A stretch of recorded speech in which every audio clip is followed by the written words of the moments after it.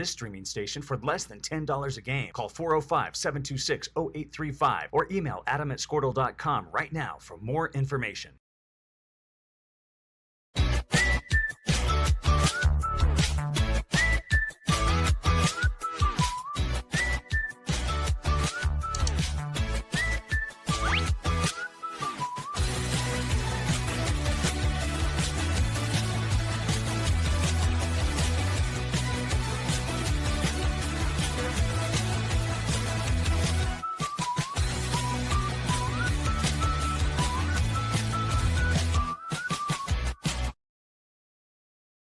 Surface Experts is your one-stop shop for all of your hard surface damage. If you have a scratch, chip, crack, burn mark, or hole, we can handle it.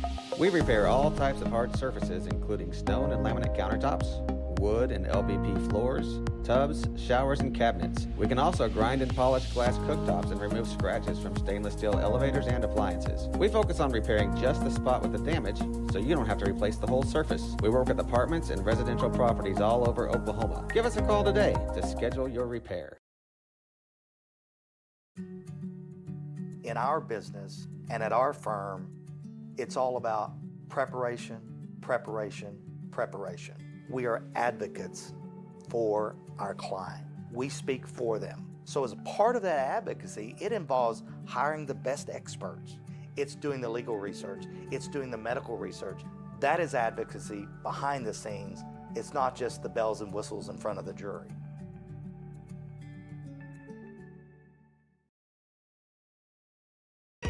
So you want to create your future, discover a path worth traveling down, find a career to get excited about. For decades, Career Tech has been training talented, skilled individuals, empowering them to step into a career that fuels not only their life, but the Oklahoma workforce. These individuals are the heartbeat of this state's economy. Individuals just like you. Create your future today at Oklahoma Career Tech.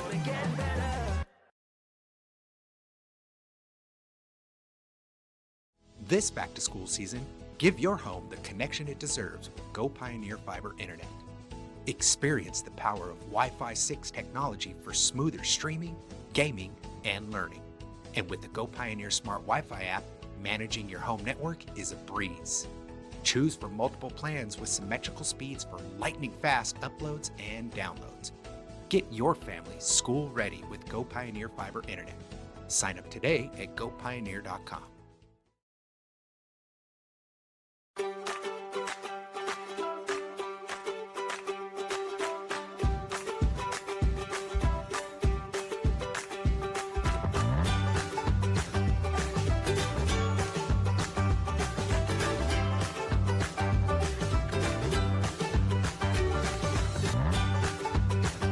Stream with Oklahoma's #1 high school streaming service, Squirtle.tv. Find out more at squirtle.com/stream. The AMG team is based in Oklahoma City and delivers your organization revenue enhancement through a combination of data science, innovative marketing, and business automation. We think like owners and behave as long-term partners. Delivering measurable results for nearly 20 years has made the AMG team known for our ability to efficiently and effectively execute objectives. We are ready to help raise your organization to a higher level of success, so visit us today at the AMG. Welcome in, ladies and gentlemen, to tonight's Coach's Show. The date, 11/12/24, November 12th, the year 2024. We are remixing tonight a little bit in a couple of ways. Number one, you guessed it, we are not at 10 Arrows Coffee and Bistro. We are in the lovely Mrs. Robertson's classroom, the media classroom here at Blanchard High. And that is not Coach Craig sitting next to me. As we usually start, we are actually going to forego our traditional first segment to head into the second segment during the first segment with one Coach Word. Hello, sir. How are you tonight? Good. How you doing? I'm doing well. You kind of owed me. I'm just going to be honest. I'll put it out there. You kind of owed me after last year. A last-minute ditch from Coach Word. I know you. I know you're a busy man. I really appreciate you coming on tonight. We have a lot of business to get to. First about basketball, but let's first let's start big. Let's talk about you. This is my first time getting to interview you, but you've been here for a number of years now. 7. 7. Mm-hmm. This is your 7th year. 7 years. Lovely. Kind of tell us the journey of how you got here, where you came from. If you're local, not local. We have time. We have time.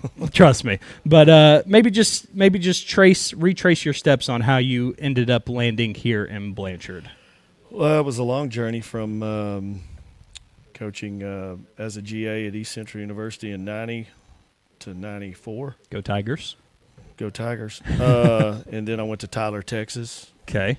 Coached down there a year, moved back, went to Dixon. Yeah. I was there from 96 to 2003. Okay. And I was at Silo from Silo Rebels, 2003, 2004. Were they as good at basketball as they are usually traditionally now? No. But I had boys and girls both. Oh, really? Okay. Yeah. So were they Class A? They were Class 2A. 2A. At okay. that time. Interesting. So then I left. I got out. I thought I wanted to make money. Went into the insurance business. Okay. All right. Started doing skill development as well, and then got the assistant men's job at East Central in 2006. Was there from 6 to 2010. Okay. Then from there, went to Long Grove. My daughters were in school there. Took the girls' job there for 5 years. That was a exciting 5 years of my life, coaching girls basketball there. And then came here in 2018. Okay, so what drew you to the Blanchard job when that position was open initially? Coach Craig was the football assistant coach there when I was the assistant coach there as well. So we knew each other from coaching at East Central. Okay, interesting. Any favorite stops on the way? I mean, is there any differentiators as far as Blanchard versus any of your other stops? Is it the same old, same game, or? This is by far the best job I've had at either level. Dixon was a great job, just because we started from the ground up there. Yeah. They were winless for like 5 years, literally like 0-22. Not a game. No. Yeah. And then we won 6 years in a row. Yeah. But there was good people there, good administration, but this is by far the best job I've had just because of the administration, Coach Craig and Mr. Jackson. Yeah. And it's been a blessing to get to come up here. Yeah, absolutely. Well, I like how you mentioned talking about building programs from the ground up. I don't think Blanchard technically might have been in a ground level state to raise up. But with that being said, you have actually done something that has never been done in school history as far as boys basketball goes. Getting 3 years out of 4, a 3 out of 4 year stretch, you have made it to a state appearance, a state tournament appearance. The boys basketball did it in 97, 98 back-to-back, and has not been back until you arrived. Just kind of talk about your process in terms of, you arrive at a new location. I mean, what's the first thing that you do? What's going through your mind when you're trying to, you're a fresh face, you're trying to implement some of your culture, some of your teachings. I mean, just tell me how that process goes. Right. To develop a culture first, you got to know the kids. Yeah. And Coach Jeffries at the time was my assistant. He'd been in this conference, so he knew teams and personnel and kind of what we needed to do and how we needed to play to win. So the first year was kind of a feeling out process in our conference of what we were going to need to do. And of course, I wish I would have had Jack Kiker as a freshman or sophomore instead of a senior. But so, we won 18, and we were one game away there. Anadarko put us out. So, but talking about area, yeah, and that was at Washington. But and then we fell on the injury bug with Caleb Reed his junior year, and we went from pretty good to really bad that year and won 4. Okay, so that was kind of a low point for us in the program. But the thing about it is we had everybody back the following year, and back to building culture. It was kind of, here's what we need to do. I never really run a system. Every year it may be something different. So just depending on your personnel. I've never been a system guy. So just, playing and doing things and building your culture around your kids is what I've always done. Yeah, absolutely. So. Tell us a little bit about the makeup of this team this year. You can go by class. You don't have to say, every single name, but kind of you were talking about changing styles as, the kids, right? Well, yeah, and it'll be another style change just because of what we got. And, if you're trying to build success with one thing you do, but you've got different guys, then I just don't think you're going to ever really be successful. Yeah. I'm really hard-headed, but I'm not that hard-headed. So changing year to year is not a problem for me, adapting to what our kids do well. That's very good. I think it's a very mature way of going about it, and I don't think some coaches, especially at the high school level, have that kind of maturity. They kind of stay with their principles. If maybe it's worked, 10 years ago, that doesn't necessarily work with this new batch of, kids across 4 grades as well. Right. But I like that. Talk about, I know we were talking a little bit on this couch about it before the show started, conferences.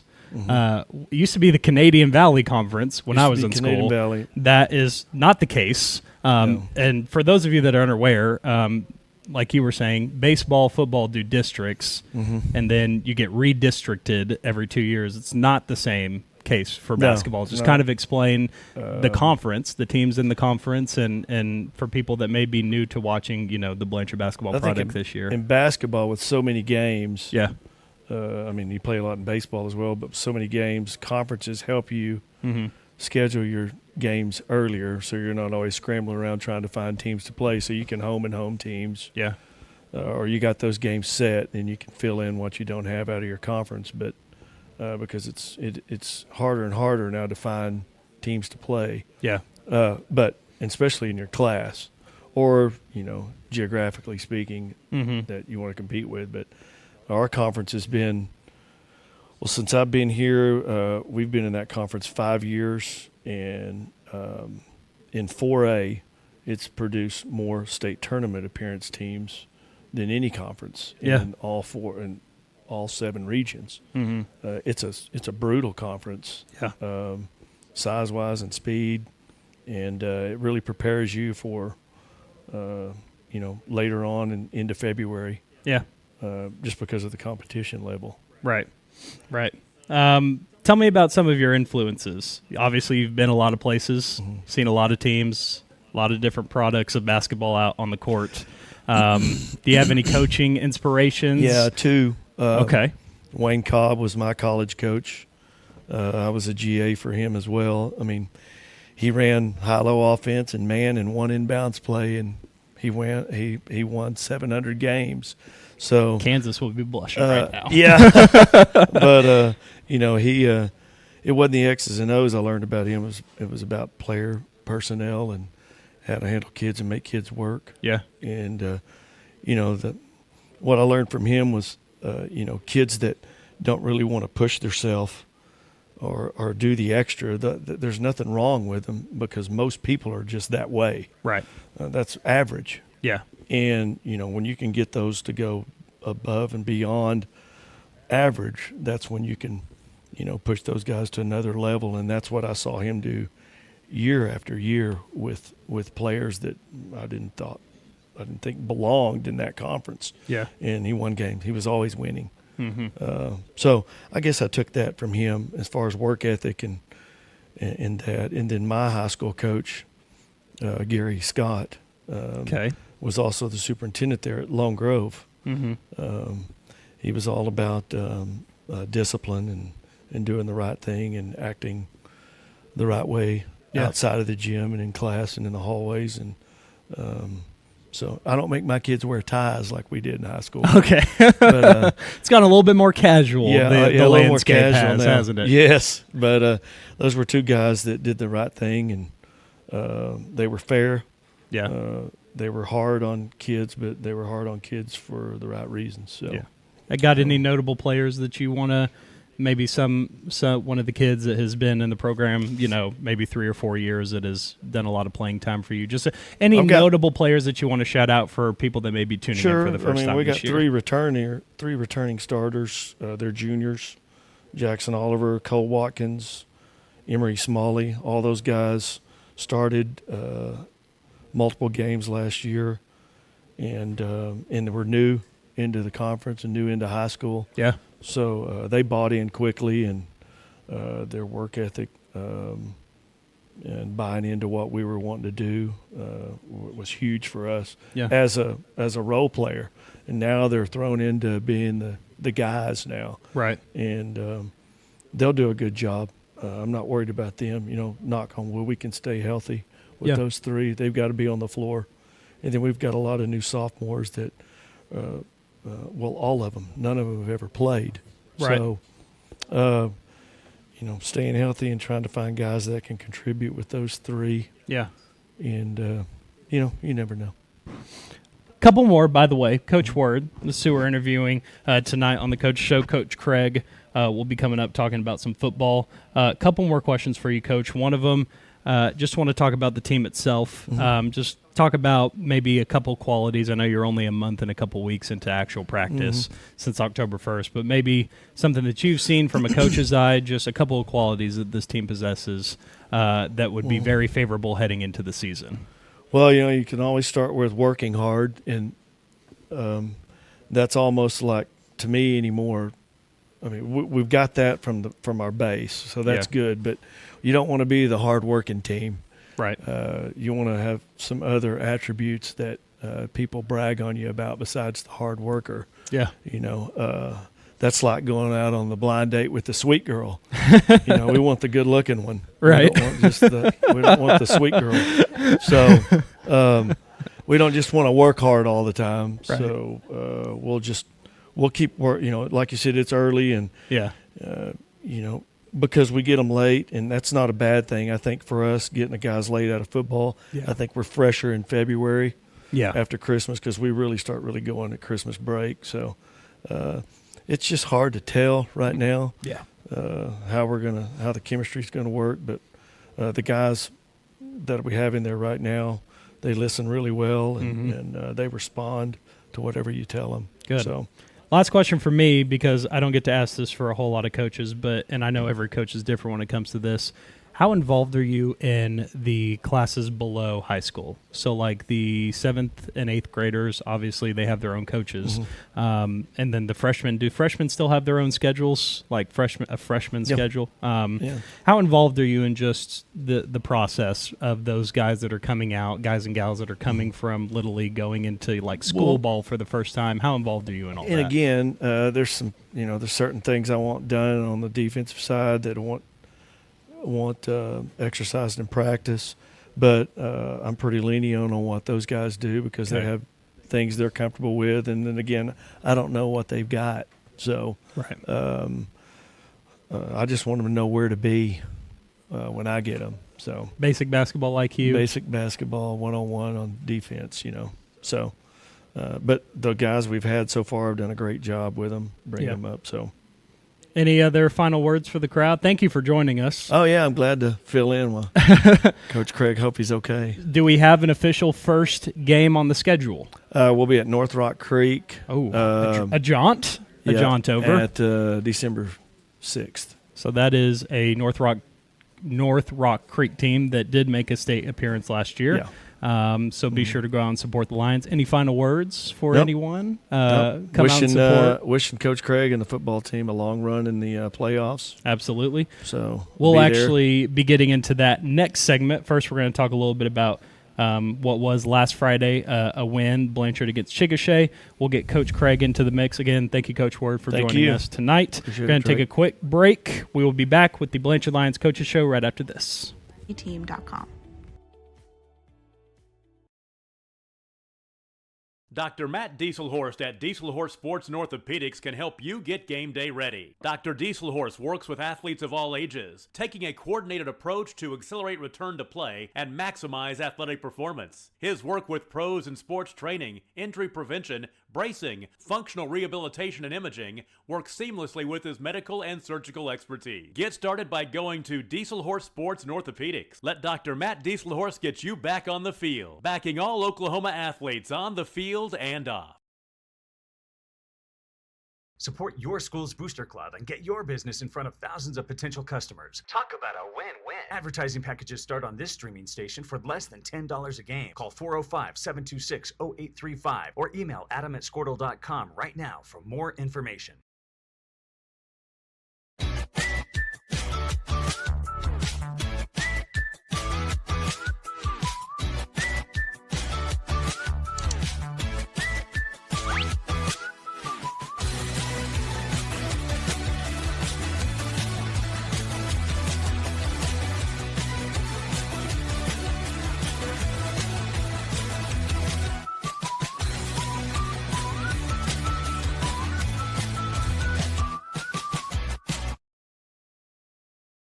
Surface Experts is your one-stop shop for all of your hard surface damage. If you have a scratch, chip, crack, burn mark, or hole, we can handle it.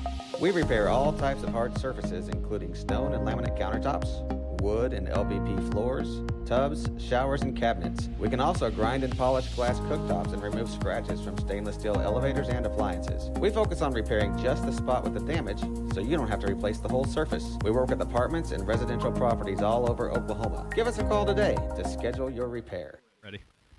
Welcome back, ladies and gentlemen, to segment 2 of the Blanchard Lions Coaches Show. Big shout out to Coach Word, head boys basketball coach for your Blanchard Lions coming in. A little bit of an audible there. Coach, absolutely. did you have trouble finding your way, or got lost? Everything all right? Didn't know where I was going today.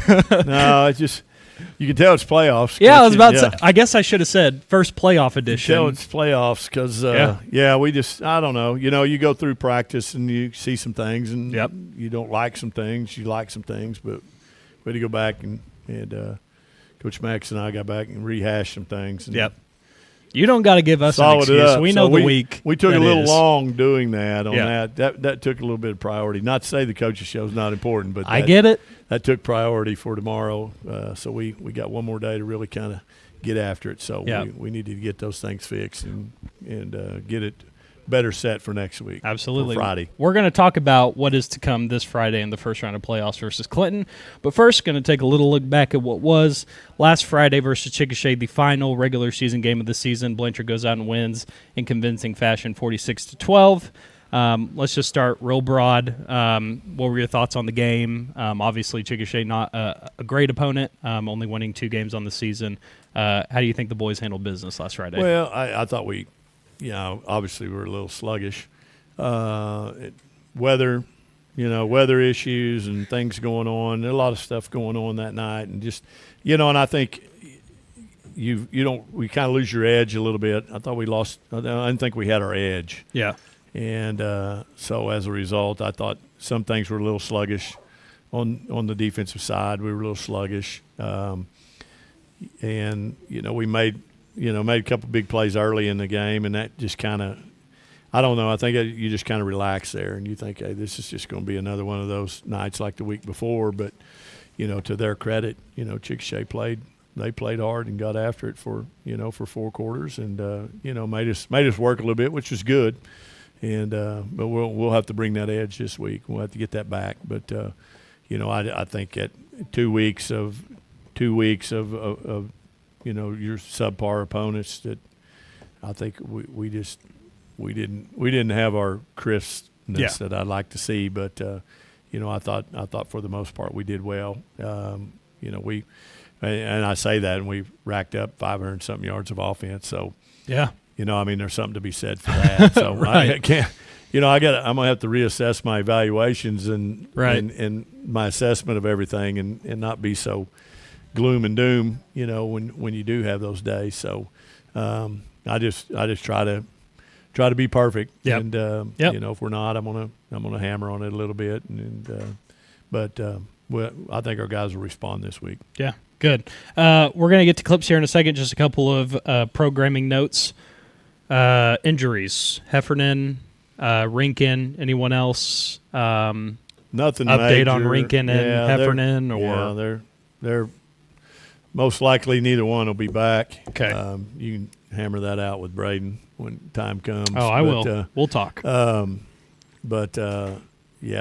Cole tweaked his ankle a little bit last week, and that's right. So we kept him out the rest of the night on that, and should be good for this Friday. Yeah, I'd say I'd say he should be good to go. He's the lights guy.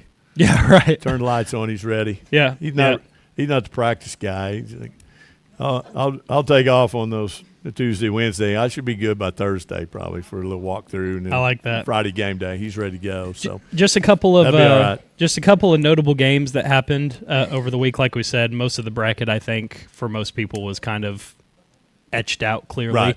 Yeah. Poto goes out and beats Broken Bow 31-0. Obviously, we talked about Broken Bow last week. Have an injury to one of their guys that really makes their offense go. Ada goes out and beats Salisaw in pretty convincing fashion, 40-14. We'll talk about the bracket and where everyone ends up as well. But those two teams have locked-in playoff spots. And then I thought this game might get a little interesting, but Miami goes out and barely beats Fort Gibson and Fort Gibson 16-14. Anything notable from this week? I thought the Ada score was interesting. Ada's hard. I mean, the districts that they've been in haven't always been telling of the team that they are, but that was the one that kind of stood out to me this week. I didn't expect that. Not that I didn't. I thought Ada could win the game and probably would win the game, but I didn't. I expected it to be pretty close. That was kind of a surprising score to me on that.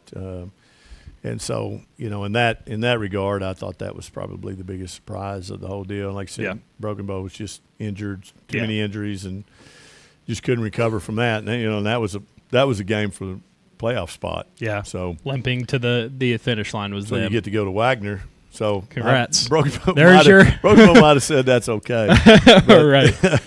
We'll go on and we'll go on to the basketball gym, but not many people want to go to Wagner. Yeah. But that's Poto. They're used to it, so I don't think they have a problem with it. Yep, absolutely. All right, let's get to some clips of what was the 46-12 victory, Blanchard over Chickasha last Friday.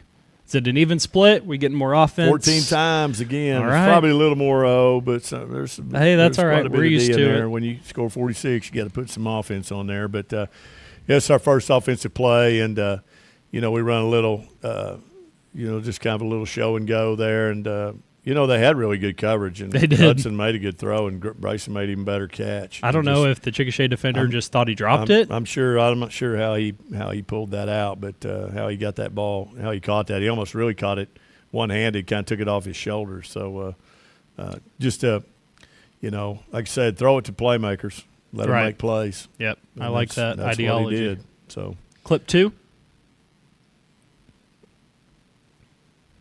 See, look at that! Already throwing some defense out there. So they you're getting crisper on the edits too. Yeah, there we go. Man.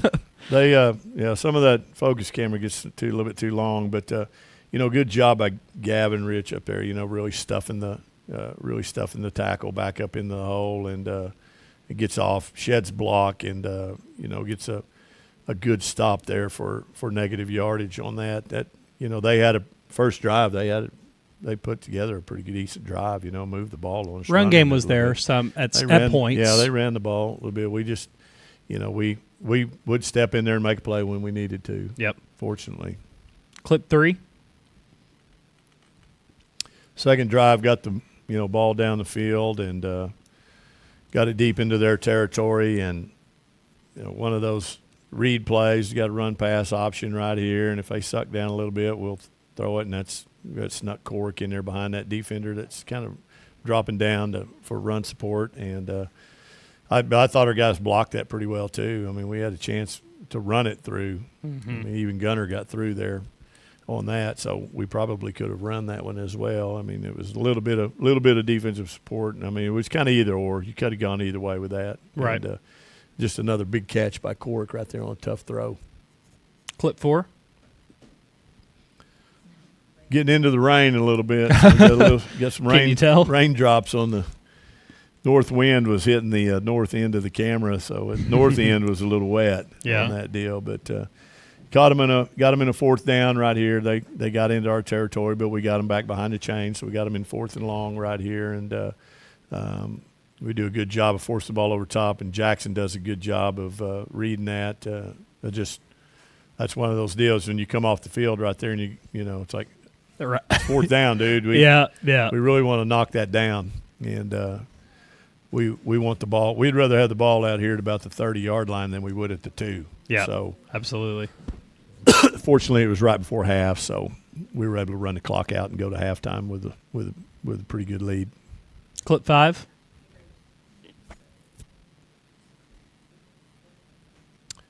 Drove it down again, and got it deep into their territory. Our guys did a good job blocking. Nate picks that guy up off the edge. Our lineman did a good job of really washing that over, and Vaughn makes a good cut right there, and we catch a little wall of bodies right there that he gets to run off the back of and gets it in the end zone for a big touchdown. So that was a big play for us. I thought the offensive line for Chickasha the defense, they had some big guys. Might have been more than any other team, maybe not like a Tuttle or something, but size-wise, I think it was one of the better offensive line performances. Good-sized guys, and, I thought our guys did a better job of getting in position and holding our position. That's been our big deal, is finishing blocks, and we did a better job with that. Clip 6. Cleaned off the camera. Nice. We went back down the other end. The camera had been cleaned. So we're off of the raindrops that are on the north end of the camera. We make adjustments at halftime just like the football team. But again, they've put together another drive down in our territory, but they're going to throw that bubble route, and Bryson does a good job of making him make a drastic move right there. And as he does that, then our guys can rally to the football, and you see everybody flying to the football. That's and that's the thing we pride ourselves on. The thing we really talk about is getting 11 hats to the ball. And if you watch that, there's a lot of guys that get out there, and that's quite a ways to go. So there goes 1, there's 2, 3, I think we mentioned 4, it 5, 6. Yeah. 7 or 8 guys there around the football. So we mentioned it on the broadcast. When you're trying to evade someone, that's especially in the backfield, when you don't got a lot of forward momentum going and you're not going forward, Blanchard does a really good job of swarming. Bryson he didn't make a tackle, but he made him make a drastic move. Yeah. And in the process of retreating and making that drastic move, then it allows the rest of our guys to get there. So everybody else showed up. Clip 7. See, look at all these defensive highlights. I love it. I love it. Rolling on there. I think shortly after that on the same drive, and got him in a short yardage situation. I think it was 3rd and 4, and our guys do a really good job of getting in their gaps, and we fit our gaps really well right there. We were getting singled at the nose a lot, and we got over there and made that play that time. If they were going to do that, our nose has got to get involved, and he got over there and made a play right there and kind of clogged it up, and everybody else rallied up. So a big stop right there. Clip 8. The rain returns. Rain's back. On the right side of the camera this time. Yeah, we're getting a little bit of rain all over now. Shortest rain delay I'm pretty sure I've ever been a part of. It's almost like there was one lightning strike and the 30-minute clock started and we were right back out there. We went back with it. Didn't get another one after that. So big run right here. This was right before half. Yeah. Just a huge run right there by Vaughn. And, when you get through that and you don't get touched, you got to give kudos to the O-line on that. So our guys did a good job of really getting on a body and really moving people and getting to the next level. Not guys touched. cut off and nobody touched him, and he was able to outrun everybody else to the end zone on that. So one of our biggest, longest runs of the year, probably our longest run of the year. Yeah, we were debating that. Deal. Carson and I can't were. remember anything else being any longer than that. So Clip 9. Big run. We had a couple of those, and we had majority of our run game was on 3 plays. Really, in the whole scheme of things. That one there, and then I think we got 2 more, one with Noah on here. But good job of, that was a good job by Bryson reading that. And, we kind of bid at the corner spot for whatever reason, and he got behind us. But, Bryson didn't bite on it. He's like, if you want to throw it down there, throw it down there, but I'm going to cover the deep ball, and he does that. And is this Luke here that's jumping up? 65? Who's 65 would be Meeker, yeah. Meeker does a good Meeker, job. Yeah, Meeker. Kind of pancaked coming off of it. And, he dodged him. He kind of dodged him and got a good hand up in the air and forced a kind of an errant throw, and Bryson's able to pull it down for a big interception. Oh, no. Was that clip 7? Going 10. Excuse me. My fat fingers. Clip 10.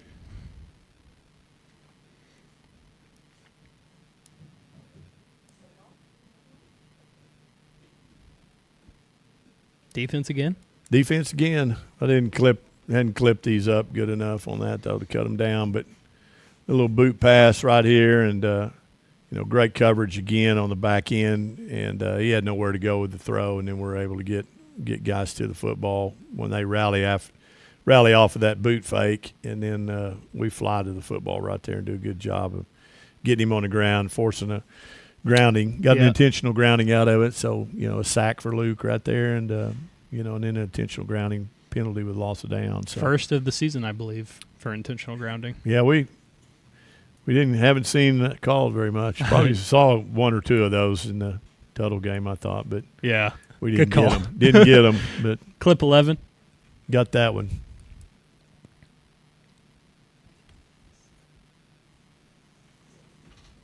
Coming out second half, we've made some adjustments on some things, but we come back to one of our good old trusty plays right there, and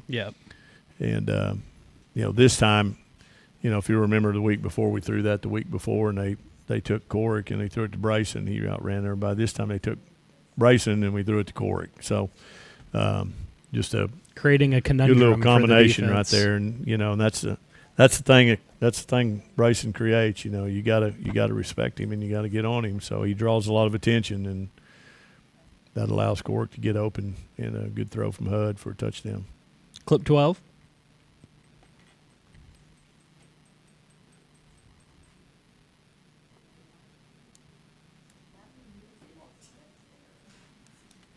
Same old scenario, we kind of were in a bend mode. We really kind of gave up a lot of yards right there, of moving the football. But when it came time, like when they got down to this part of the territory, our guys really stepped up and made big plays, kept them out of the end zone. So another great job of our guys just really stuffing stuff up in the backfield and then rallying up. And there's just nowhere for him to go.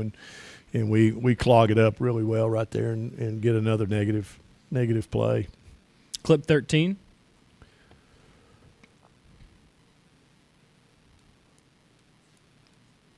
I think we've seen more defensive clips. We have tonight. I like that. Bunch of them on there, but we're coming back with just a nice throw from Noah to Corrick, and then just an unbelievable job of breaking out of that, and then just turning a 10-yard throw into a 75-yard touchdown. One of the best attributes of the wide receiving core, yards after the catch. He's tough to tackle, and he pops out of that.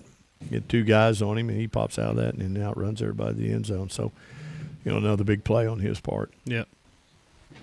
Final clip, 14. Then we'll give this one to Noah on this. Let him top it off for us on that with his big run. He has a tendency, this is kind of a give play, but he still claims he saw the edge. So I'll give him that because there was an edge there. So. Mm-hmm. And did a good job breaking a couple tackles right there, and then turned on the Jets, took it to the house on that. So it was a big run. That might have been the longest run. So now that becomes the longest. That becomes the longest run. Now it overtook the 62-yarder or whatever we had out of Vaughn. So except he's breaking tackles here. Vaughn had a he did. Clear he got lane. Touched a little bit on that, but he did get him down. So.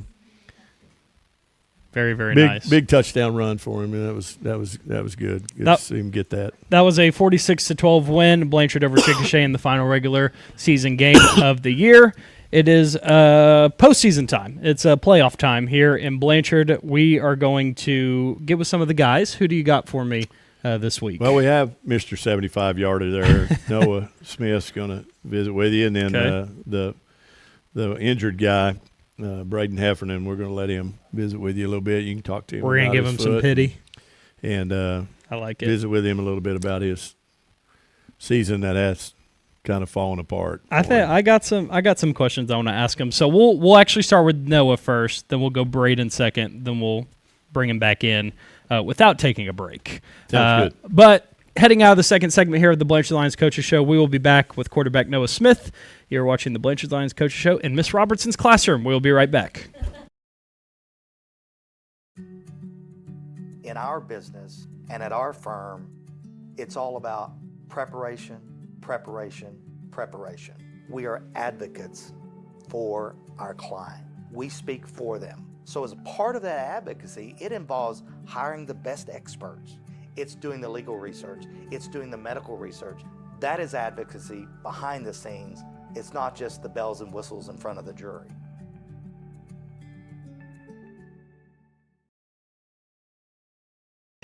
So you want to create your future, discover a path worth traveling down, find a career to get excited about. For decades, Career Tech has been training talented, skilled individuals, empowering them to step into a career that fuels not only their life. Welcome back, ladies and gentlemen. Going into the third segment here of the Blanchard Lions Coaches Show, I am with sophomore. Yes. QB. Yes. Noah Smith. Yes, sir. Lovely. 3 for 3. Any other positions of note for you? Nope. Water boy, towel man, anything? Nope. No? Okay, we'll just go with QB. Noah, just going to ask you a couple of football questions before we get out of here, and then we'll have one of your teammates on, Braden Heffernan, then we'll have both of you back for some trivia, some special trivia that I whipped up. But first, let's start with the football side of things. Chickasha, let's start with what was last Friday in that victory. Since you are a QB, you're facing a lot of different defenses every single week. Maybe just kind of bring the audience up to speed of what Chickasha's defense presented to you and just how you think you did, and the QBs in general did last Friday versus Chickasha. So versus Chickasha, I think the QBs in general did pretty good. Okay. We had a lot of good reads. You broke off the longest run of the season. You don't have to be so modest. I did. But you know, like Coach Craig said, it was really supposed to be a handoff play. Yeah. But I saw the edge and had to go. Yeah. You took matters into your own hands. Yeah, and that's what I told him on the sideline. But not to really say that Chickasha is like, you know, the greatest team or right. But the defense was easier to get through. It was kind of like playing Medill 2 weeks ago, and you know, me and Hudson, we got through it. Yeah, yeah, and absolutely. That helps. We have like great wide receivers and people who can block for us. So. I would tend to agree. Let's get out of last week. Let's go into what is supposed to be, you know, a game, the first playoff game this year against Clinton on Friday. What should we be expecting from the Clinton defense? What are you really honing in on? What are you keying in on Friday against them? Basically, I'm just looking at they have 2 good players basically on their defense, and that's who I'm going to be looking out for most when I'm on the field. So are these linemen or these secondary guys? They're secondary guys. Okay, interesting. Yeah. Kind of tell us about your journey, because I know you haven't been here a whole lot. You're obviously a sophomore, so it's only your second year of high school. Just kind of tell us your journey and how you ended up being a Blanchard Lion. So I grew up in Moore. I actually was going to go to Moore, and then we moved over to Westmore area, and I played there. I played all junior high there, and I played my freshman year there. And then they fired our coach. So high school. Yeah, high school. Yeah. So we me and my dad thought it was the best decision for me to just to move. Yeah, get on up out of there. I like it. How has the move been? I mean, obviously more to Blanchard, not long distance. Yeah. But as far as just the size of the school, what are a couple of aspects of Blanchard that you've really taken a hold of? Some aspects that you really, really like about the town itself. I like the fact that you know everybody in the town. Yeah. And like at Moore, like you knew like maybe half of people, not even that. Saw a new person every day. Yeah. Yeah, especially in school, and it's a lot easier to make friends here. I feel like everyone's more, acceptable. Yeah. There's not a lot of drama or anything. So yeah. Does that happen a lot at the bigger schools? Yeah. Interesting. Yeah. Were you a part of a lot of drama at the bigger schools? I like to stay quiet. Okay. I'm a quiet kid, so I just kind of sit there and listen. Yeah, I totally get that. Let's talk about the personnel, right? Let's talk about the team itself. When you got here, start of sophomore year, yes? Yes. Just tell us about, how you got assimilated with them. Was it an easy to make friends with them? I mean, and then talk about maybe the football aspect, just bonding with those guys on and off the field. How was just that process? Yeah, so when I first got here, Quirk, Hudson, Brayson, and Cole all took me in, and they started the offense with me on my first day out here. So it's been a pretty easy journey so far, just because I have them to be able to help me out. And but yeah, Yeah. Yeah. It was a pretty interesting start to the season this year for you as well. Hudson going down in the preseason. I mean, almost a trial by fire. Yeah. Obviously you had, been a part of the team since, preseason stuff, preseason happenings, camp, all that stuff. Mm-hmm. But just tell me kind of what was going through your mind during that very first game, that Noble game, and then tell me how that kind of helped you mold into being a better player from, game one of this year to the version that you are now. Well, I think going into the first game, I had a lot on my mind. Yeah. Just because of my move, and I knew I had a lot to prove, and I didn't want to be the person that come into a new school and start a position immediately and not be very good, Yeah. So I was thinking about that on my first game, and then just like doing everything right, had like reading the signals and everything right, and just being there. Right. Is there a huge difference between just your sophomore year of football compared to freshman? I mean, even if you want to give like a more Blanchard comparison about the actual football on the field, does it come easy to you, the football stuff, just the learning of offenses? Just kind of tell me what was going through your mind there as well. Yeah, I would say learning our offense this year was a lot easier than last year, just because I feel like Coach Craig does a great job at like including everybody in the bunch and not just one person. Yeah. And just teaching us on what to do instead of just telling us when we get on the field and then yelling at us when we, do something wrong. Yeah, absolutely. We're talking with Noah Smith, sophomore QB for the Blanchard Lions. Just a couple more questions for you, Noah, and then we'll tag you out for Braden Heffernan. Let's talk about your favorite thing about this class, so the sophomore class. Maybe just shout out some people that you blend really well with on and off the field, but just kind of some aspects of your sophomore class that you really like football-wise.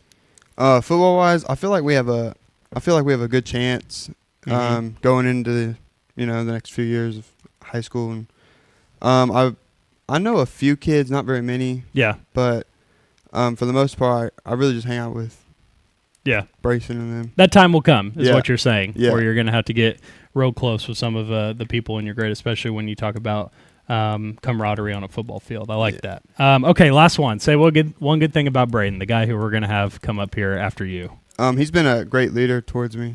Okay, I like that. That's Noah Smith, sophomore QB for the Blanchard Lions. We're going to have him cycle back through after we're done with Braden. We're going to take a quick break and have Braden Heffernan, the junior, back here in a little bit. You are watching the Blanchard Lions football show right here. But the Oklahoma workforce. These individuals are the heartbeat of this state's economy. Individuals just like you. Create your future today at Oklahoma Career Tech.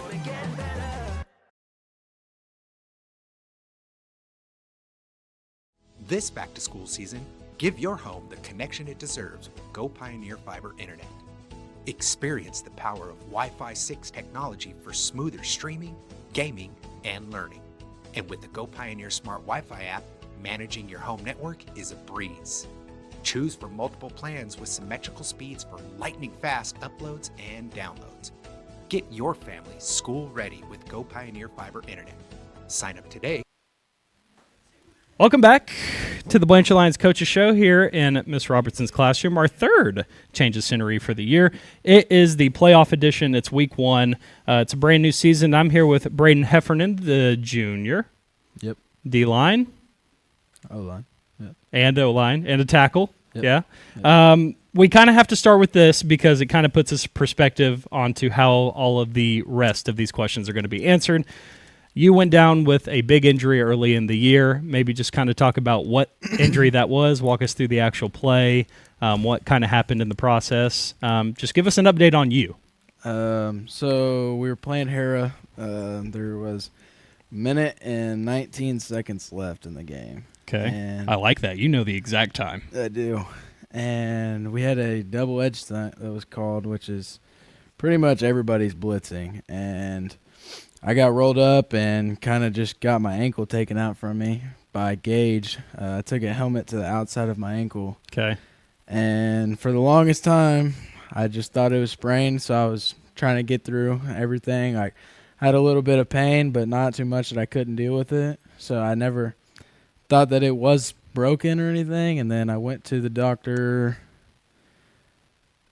4 weeks ago, maybe. So about a month.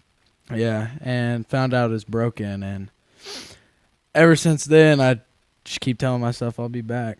Yeah, I I'll like be that. back. It's always good to keep your head up during a time like that. You are a junior, not a senior, so at least it's potentially not, a situation where you don't get to play, your last year of high school football. But as far as that was you said a badly sprained ankle, broken ankle. Yeah, it is broken. Broke. Yeah. Is it a clean break? I don't know. Yeah. Maybe. Yes. Sorry. Braden has a little bit of a crowd here tonight in Ashley's classroom.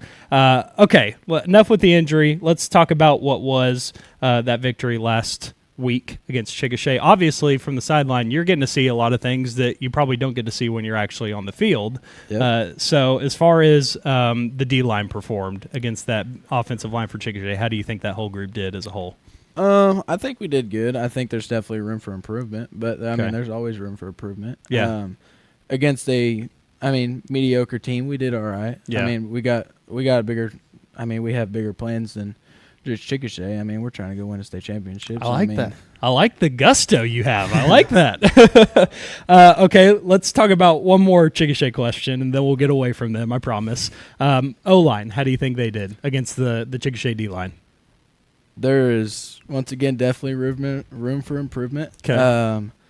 I feel like they are slowly bonding closer at the beginning of the year. Yeah. It felt like we were always battling injuries. Yep. Since the start. I mean, Hudson, he was out, and then as soon as he comes back, then I get hurt. So, I mean, we feel like we've been battling injuries since the start, but I feel like we're slowly bonding closer together as a team, really, and as a unit. We always talk about, reps for a particular offensive line group because it's so important to have, like, one unit that has, gone through those reps, worked together at a high level.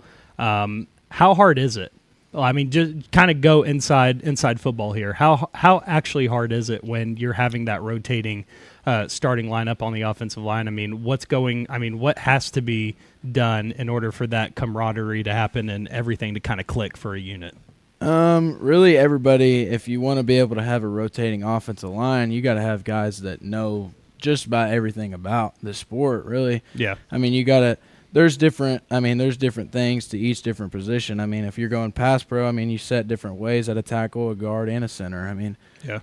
And then run plays. Like you also have different assignments every single play. I mean, it's just it's difficult to be able to do it, to move every position. So, I mean, you do what you can.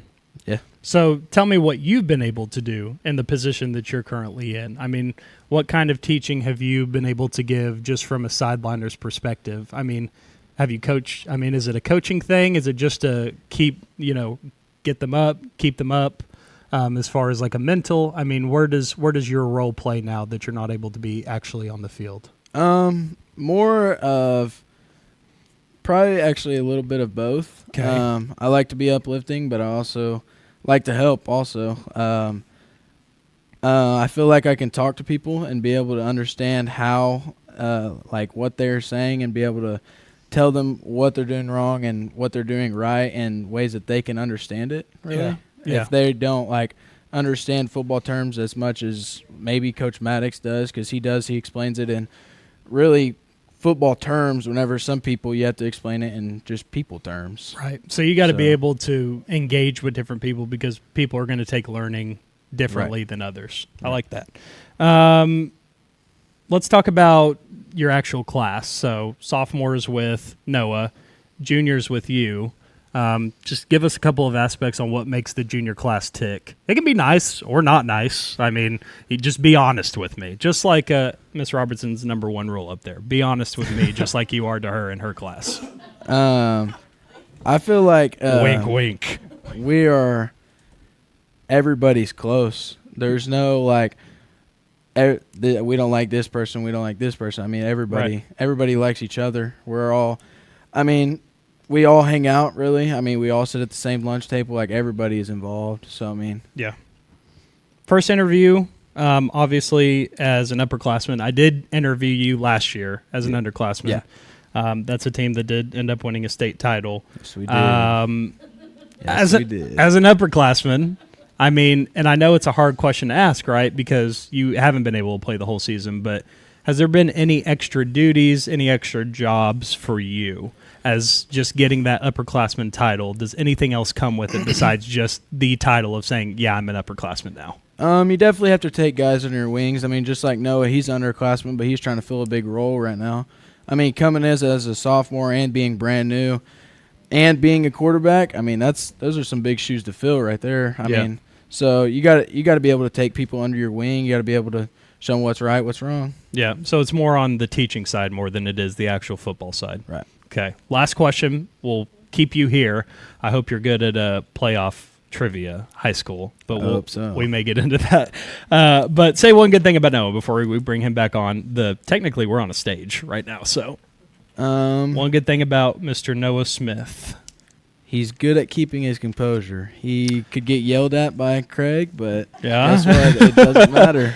I would say composure is a pretty good attribute to have if you're going to be playing quarterback, no matter what level. That's Braden Heffernan, injured junior D-line, O-line. We're going to bring Noah Smith back in for some trivia. We'll just do it live. You know what? Scoot to the right. We're not going to take a break. We're just going to bring him in live. We're going to do some live production.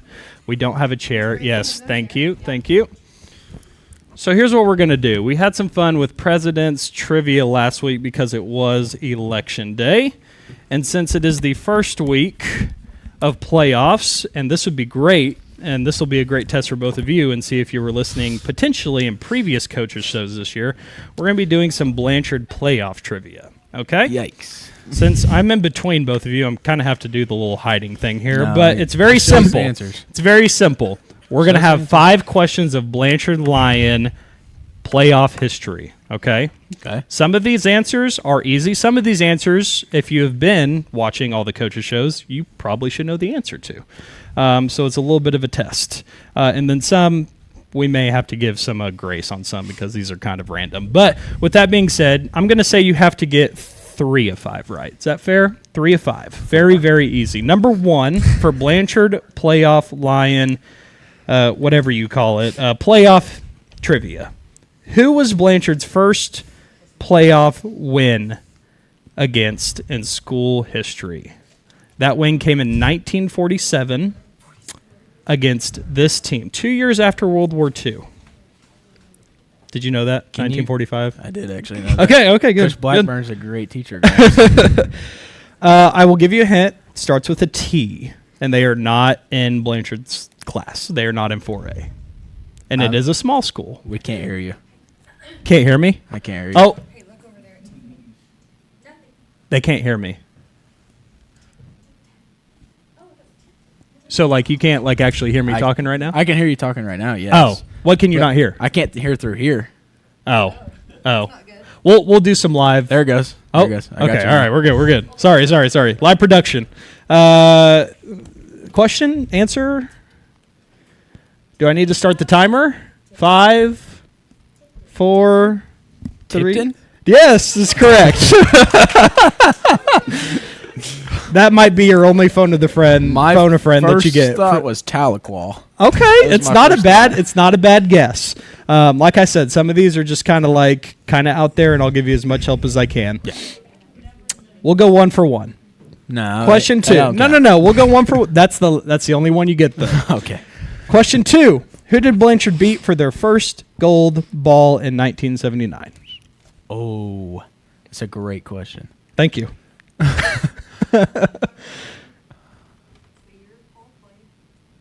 Starts with an H, and they are also not in Blanchard's class, and yes, they are also a tiny school. Who did Blanchard beat for their first gold ball? I was thinking of 2012.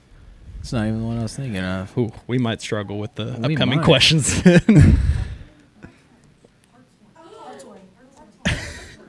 I can't hear y'all. Hartshorn. Hartshorn is the answer. Hartshorn. I didn't even know that was a team. Is that a school? Is that Eastern Oklahoma? Yeah, Southeast? Okay, Hartshorn, 1979. I was going to guess Hilldale. Okay, so 1 for 2. You still got some life though. Question number 3: Who was the opponent for Blanchard's first silver ball? Second place finish in 2013. State. Okay, that is the year. That is correct. Who did they lose to in 2013? Was it Kingfisher? It was Kingfisher. Good job. Back-to-back state championship appearances, both versus Kingfisher. 2 of 3. Okay.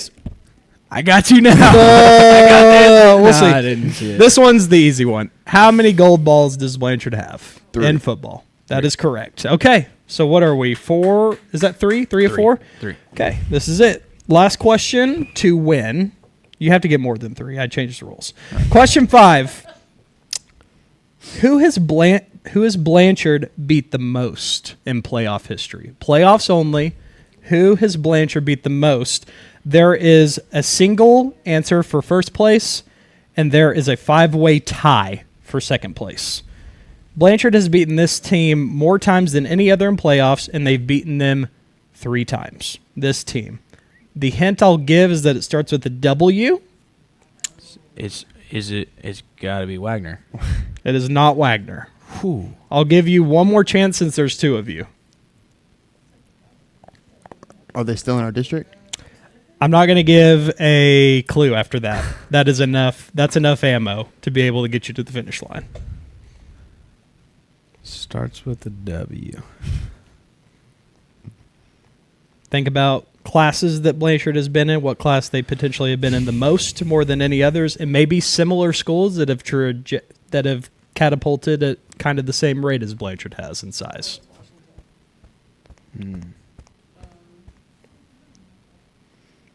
Got to give you a timer. 10, 9. I don't even know. Woodward? It's a good guess, and it's kind of in that area too. Kind of.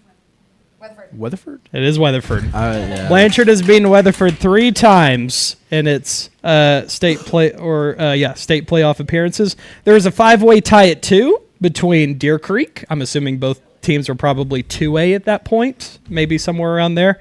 Medill twice, Bethany twice, Wagner twice, and Cash. All teams have lost to Blanchard twice. And we beat Wagner. Yes, you did. And you beat Medill, and you beat Bethany, wow, and you beat Cash, but just not this year. Yeah. Good job, boys. You did it. Round of applause for the gentleman up here. That was not the best. That was 4-5. You beat it. Hartshorn. I mean, that's a tough one. I didn't even know that one when I looked it up. So, anyways, state your names, boys, before we get you out of here. I'm Braden Heffernan. Noah Smith. And those were your 2 interviewees for the night, for the first postseason version of this Blanchard Coaches Show. We are going to take a quick break. We'll come back with Coach Craig, talk about what is to come versus Clinton on Friday. You are watching the Blanchard Lions Coaches Show on BlanchardLions.tv.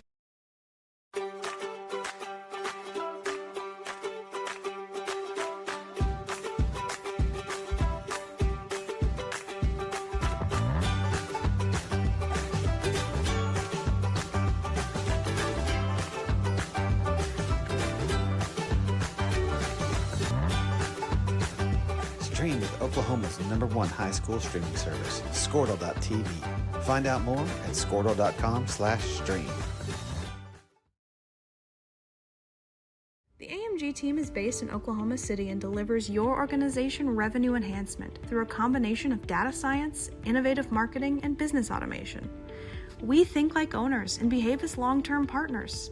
Delivering measurable results for nearly 20 years has made the AMG team known for our ability to efficiently and effectively execute objectives. We are ready to help raise your organization to a higher level of success, so visit us today at theamgteam.com.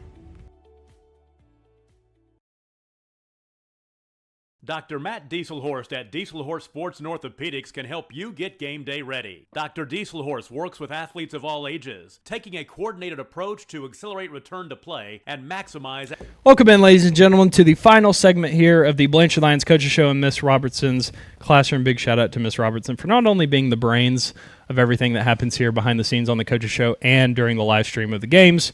But she offered her stage to us. We really, really appreciate it. Let's talk about it, Coach Craig. What is to come Friday versus Clinton? Clinton 8-2 on the year. There are 2 losses coming to Elgin and Weatherford, 2 teams that are both also in the 4A state playoffs.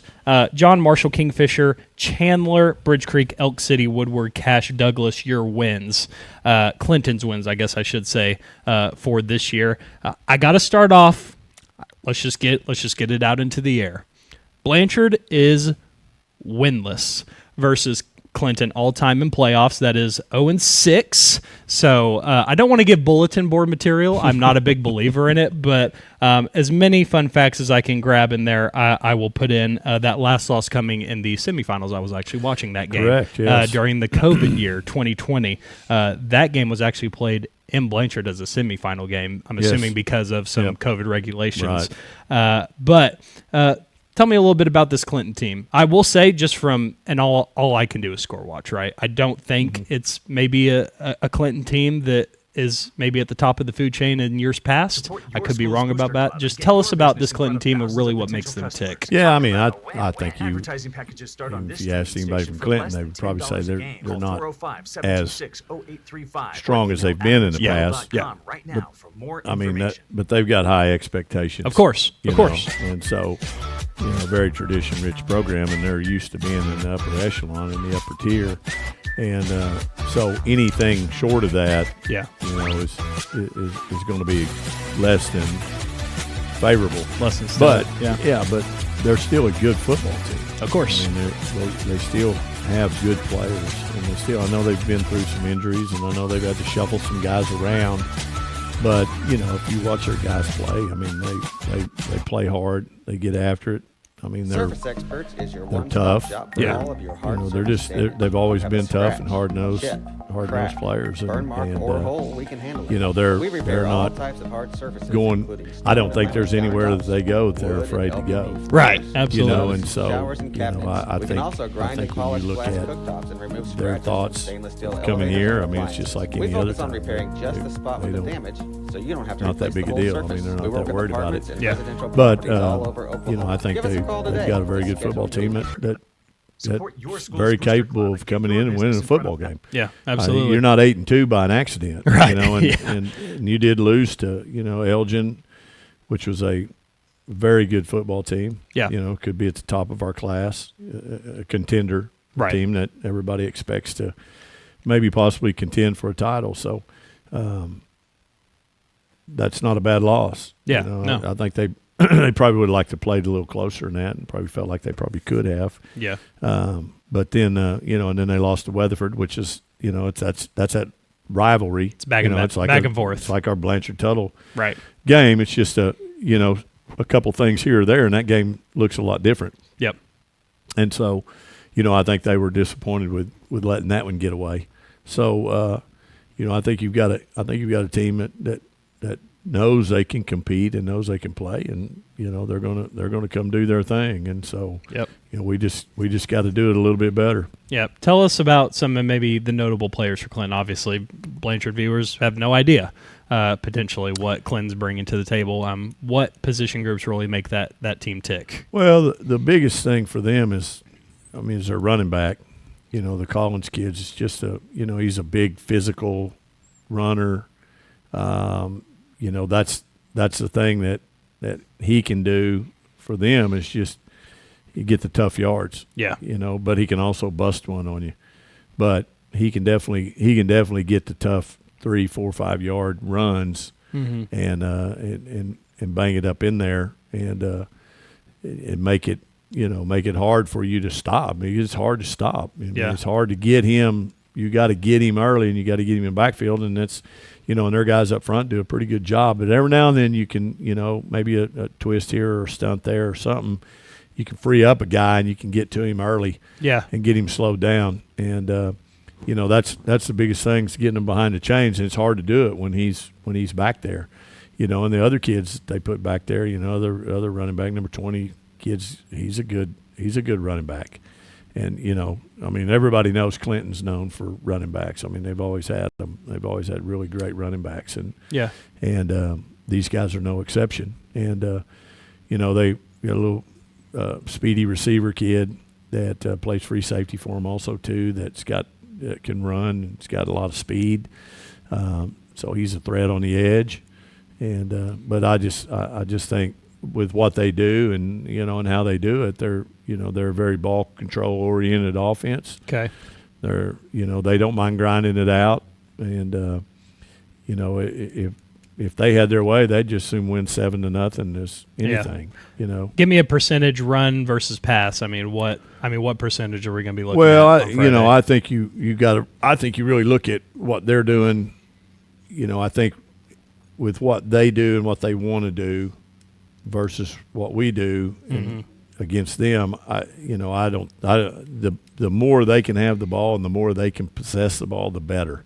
Okay. And so, I look for them to feed it to the Collins kid and just try to grind it out and muck it up a little bit and make it ugly. And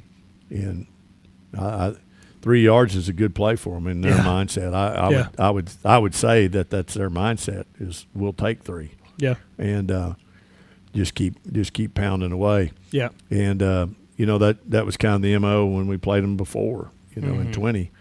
That was a 10-7 game. Yeah, and it was. Yeah. They got we threw an interception deep in our end that gave them a field goal, and they hit us with a trick play. Yeah. And other than that, it was just a war. And I would say they would take the same scenario this week. Yeah, absolutely. And so I look for that to kind of be their MO this week, and we've got to be able to hit them. We've got to be able to hit them with some big plays. And I was about to say, give me your keys. What are we? I think we've got to take advantage of their secondary, and typically that's their strong point. I think they're a little down from where they've been in the past, back end wise. Okay. But the Collins kid plays linebacker, and he's a force there. He's a great run stopper. Their guys up front play hard and get after it. So we've got to control their front. We've got to take advantage of the opportunities that are given to us in the pass game. Yeah.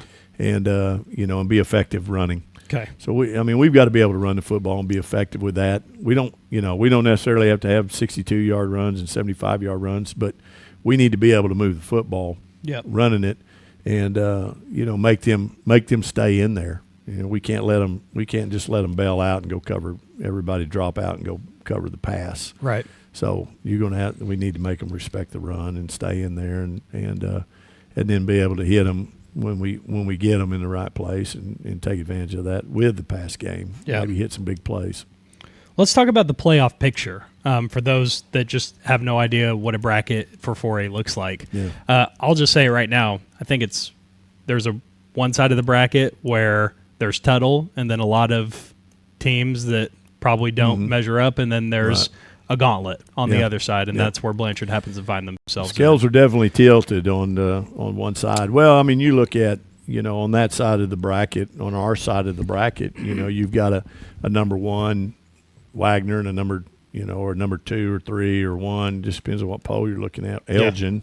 Yep. And then we're over there at a 4, and and even Clinton's over there at at whatever they're 6 or 7 or whatever they're ranked. So, you've got a heavy load of ranked teams over there on our side of the bracket. So it's a daunting task to do it. That was kind of that was why that Tuttle game was so important. It was so big to get on that side of that bracket and to get over there. And there's good teams over there. I don't think that they don't have the notoriety or the rankings that our side of the bracket does. But there's still some good football teams over there, and you still got to go play. But the road looks a little less bumpy. Yeah, right. On that side than it does on our side. But that's a 7 kick this Friday. 7:00. It will be Blanchard's lone home game for the playoffs, and that is Clinton. The Red Tornadoes coming to town on Friday, 7 p.m. kick. Anything you would like to add for people that are going to be in attendance for Friday's game? Any notes? Yeah, no, it's just things change playoff wise, so that becomes an OSSA game. So I think their online ticket stuff is $7 plus fees. So I think that works out to $8.35, or there's a $10 cash option at the gate if you want to pay cash on that. Our pass, season pass stuff's no longer effective, so everything goes through them on that. But it's just a 7:00 kickoff, and two good football teams getting after it, and we wouldn't expect anything other than a good football game. So it'd be a good one to come see. Absolutely. As far as ways you can watch or listen to that game, I believe we will be simultaneously streaming that from whatever. Maybe that only came up during championship. Okay, so it'll still be on BlanchardLions.tv. And then Classic Rock 104.5 if you were in the car and not by a phone. And then if you want to streaming audio listening, the KRXO app on all iOS and Android devices, that just simultaneously plays what you're going to be watching on the screen. So a lot of different ways to take in the game. That is a game against 8-2 Clinton. Blanchard looking for their first ever win versus Clinton in the playoffs. Coach, any final words from you before we head out? Just hope to see a loud and proud crowd out there and rooting these guys on and helping them get a victory. It's going to be a tough one, but we need some help from the crowd, and get out there and show your support and root these guys on. And if it's okay with you, I think I'm going to make plans to be back here next Tuesday at 7 to do the second edition of the Playoffs Coach Show. Awesome. Sounds good. We will see you out there. Be there, be square. Thank you for watching for tonight's Coach's Show. We will be live, 7 p. kick this Friday against Clinton. But as for us here, we are all done. Big shout out to Coach Craig and Coach Word. The interviewees were awesome tonight. Big shout out to Gabe and Ashley Robertson as well. You've been watching the Blanchard Lions Coach's Show on BlanchardLions.tv. Support your school's booster club and get your business in front of thousands of potential customers. Talk about a win-win. Advertising packages start on this streaming station for less than $10 a game. Call